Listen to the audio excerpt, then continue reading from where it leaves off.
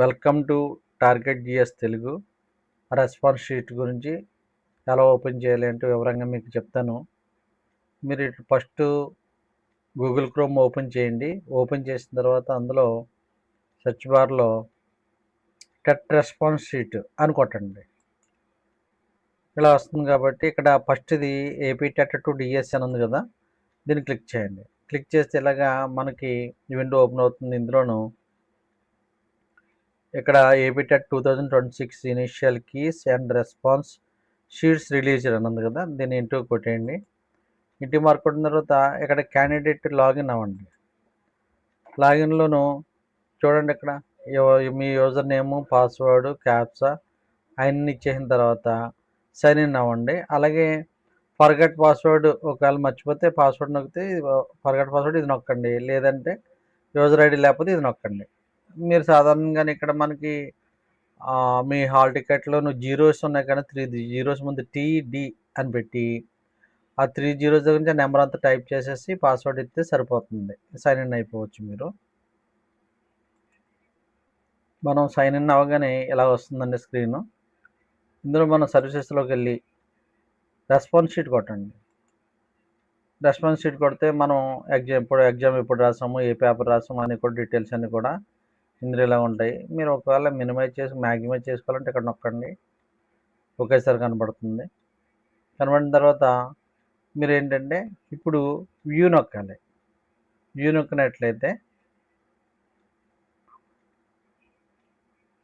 View నొక్కండి. View నొక్కినప్పుడు ఇలాగ డీటెయిల్స్ మనకి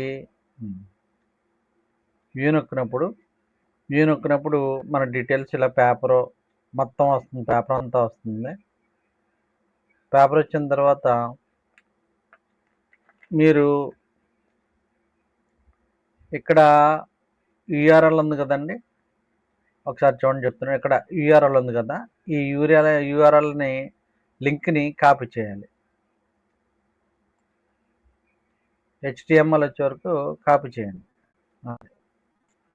కాపీ చేసిన తర్వాత మీరు కాపీ కొట్టండి, కాపీ అని చేయండి. కాపీ అని చేసిన తర్వాత మీకు ఇక్కడ ఒక లింక్ ఇవ్వబడుతుంది, లెటర్. దీన్ని క్లిక్ చేయండి. క్లిక్ చేస్తే ఇలా టైప్ చేసి ఇది వస్తుంది. ఇది వచ్చిన తర్వాత మీకు ఇలా కిందకు వచ్చినట్లయితే కాల్కులేటర్ అనలైజర్ వస్తుంది మీకు. ఇక్కడ పేస్ట్కి ఇందాక మనం కాపీ చేసాం కదండి, ఆ యూఆర్ఎల్ లింక్ని ఇక్కడ పేస్ట్ చేయండి. పేస్ట్ చేసినప్పుడు ఆటోమేటిక్గా అలాగే ఇక్కడ చూస్ కేటగిరీ అన్నాడు కదా, కేటగిరీ కూడా మీరు మీ కేటగిరీ ఏదైతే అది నొక్కండి. అది నొక్కిన తర్వాత మనం అనలైజ్ నొక్కాలండి. అది నొక్కిన తర్వాత మనం అనలైజ్ నొక్కాలి. లాంగ్వేజ్ ఇప్పుడు కూడా ఇంగ్లీష్లో ఉంచండి. అనలైజ్ నొక్కండి. అనలైజ్ నొక్కినట్లయితే అనలైజ్ నొక్కినప్పుడు చూడండి, మనకి డేటా అంతా కూడా ఇలా వస్తుంది. ఎన్ని మార్కులు వచ్చాయి ఏంటి ఇవన్నీ కూడా మనకి వస్తున్నాయి.